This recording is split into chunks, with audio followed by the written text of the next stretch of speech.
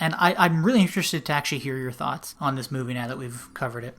It's quite good, although it was still somewhat of a disappointment given I had heard so much about this movie for so long and it's a really well-received movie. I think I'm the wrong person for this, though, because I think a lot of this movie's power is supposed to be how shocking it is to see 15-year-olds commit horrible acts of murder. Yeah. But with all the shit that I've seen, that's really not that shocking. And I hate to say it, but I mean, and you were saying kind of like, oh, there's more violent movies now. And it's like, oh, yeah, that's true. But I'm just talking about, like, listen, I've seen like a dozen Lucio Fulci movies. Like, this is nothing. That having been said, like, there's a lot of really, really, really good stuff in here.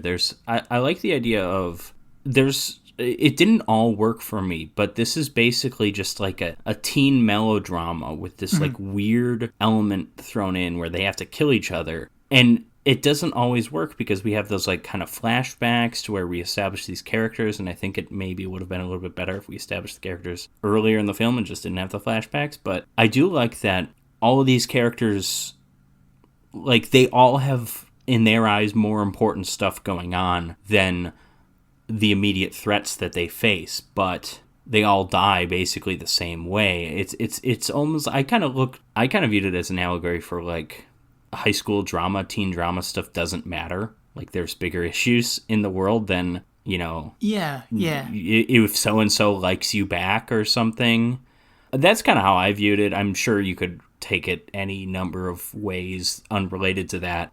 But I think I would say about half of that drama, that character establishment, like, really worked for me. I think it worked probably best with Mitsuko and her backstory. And overall, she was just fun to watch. I mean, in so much as seeing... I was going to say seeing someone stab someone in the dick a dozen times can be fun. But no, that wasn't her stabbing the guy in the dick. That was a different person. But I mean, she's really entertaining. I thought she was one of the best actresses in the movie too.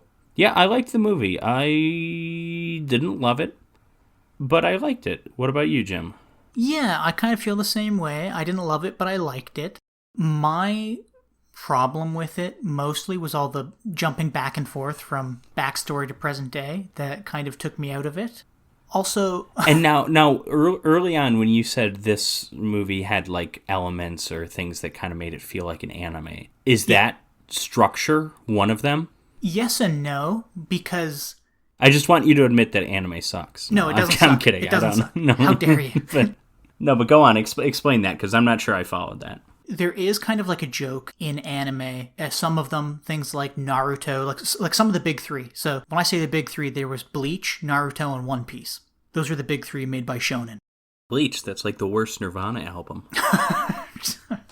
And arguably the worst of the big three. But with things like Naruto and One Piece, you would be introduced to character, and then like 5-10 minutes after introducing them, you would have like this whole backstory to them that took up the entirety of an episode. Like a 20-minute episode would just be devoted to backstory. And then the beginning of the next episode, you'd catch back up with present day and they'd fight or whatever, right? And they would do that with every villain, with every main character, with some side characters. One Piece is also kind of notorious for that. They do that with every side character, pretty much. And for the record, it's not just anime. They do this in the Peter Jackson Hobbit movies when they introduce the Pale Orc and Thorin's backstory, and it's like 15 minutes of talking about that Pale Orc. Yeah, so it's not just anime, but okay. Those Hobbit movies were stretching to fit 3 movies, though. They really were. Yeah, the whole anime thing, I feel like it's done better in anime because you have more time to set up like an actual story. You can easily devote one episode to a side character's backstory when an arc is 100 episodes long. You know? Yeah, having no experience watching anime, that seems fair. What you're saying, yes. Whereas this, we're immediately introduced to a character, and then we're immediately thrown into a backstory. And we're like, okay, who is this person? Why does it matter? Or something, not always immediately. Like, we get Mitsuko's backstory way later, for instance. We just kind of... Yes. Which I actually, again, maybe that's why I thought that was the most effective. She's just the quiet girl at school, and then we see her murder a few people, and it's like, okay, so there's obviously more to her. And then at the end, we're like, oh, it all makes sense. Well, and I think my problem with the whole backstory thing in this movie is that most of the characters just don't fucking matter. None of them actually do anything, and none of them amount to anything. The only reason we're being shown a backstory is to feel something for these characters who are killed, who, again, ultimately don't do anything. But that is also partially what made that allegory work for me. Again, what I said about this allegory, that all of this bullshit doesn't matter. Mm-hmm. I mean, that's how I'm choosing to kind of view this story. I mean, you don't have to view it that way, but and I do agree that, like, in the moment, those things might not be incredibly satisfying, because it's like, oh yeah, we finally find out this guy loved this girl and then she killed him, and okay, so what's the point? Like, we barely knew who this guy was. But then that's like, when the movie's over, I'm like, oh, that's kind of what the movie was going for, this whole idea thing. At least, you know, that's me. Yeah, well, then also, too, I mean, you could also look at it from the perspective that, you know, just because you think somebody's a bad kid, you don't know what's been going on in their life. Right? Yeah, well, that's the Mitsuko thing in particular. Yeah, and I guess the Shuya, though he doesn't really do anything wrong. Also, there was something that I wanted to mention with Shuya, which you probably didn't come across it because this was an issue of subtitles, but I think they just fucked up a subtitle. He said something relatively early on. He says something, I think it's when they're in the cave with Nanako, and he says something like, oh, I think he's talking about when his dad died, and it's like, oh, it's around the time I quit baseball. He said baseball. Every scene we see, it's him playing basketball. I thought that was. I think they just missed a few letters. I think they just screwed up in the subtitles. That was jarring to me. I think they did well, but I thought that was strange. Well, I mean, maybe he played baseball and he quit, but we never saw it. You know. Yeah, but my version though, the English voice actor who was dubbing him was absolutely terrible. Like, the absolute worst. Oh. It was painful to listen to him on screen. See, that's why. You know, it's easier to watch something dubbed because, you know, I hate to say it, but it's easier to, like, look down at your phone and, you know, and just, like, check Twitter or whatever. You don't have to, because you can still hear what's going on. But that's a huge risk you run with dubbed stuff, though. There's just, like, some really weird voice acting choices sometimes that obviously not an issue with the subtitled version. So no, well, and it's funny. I watched it on Tubi, and I had assumed it was going to be in subtitles. And then when it started, I was like, oh, it's dubbed. And then I looked it up on YouTube, and I was like, I don't want to spend $4 to rent this on YouTube. You know? But I guess just to briefly sum up my thoughts on the movie, I liked the premise a lot. I don't know if I was as big of a fan of the execution. I do like the premise a lot. I don't think this is the best possible execution of the premise. And I'm not saying The Hunger Games is better.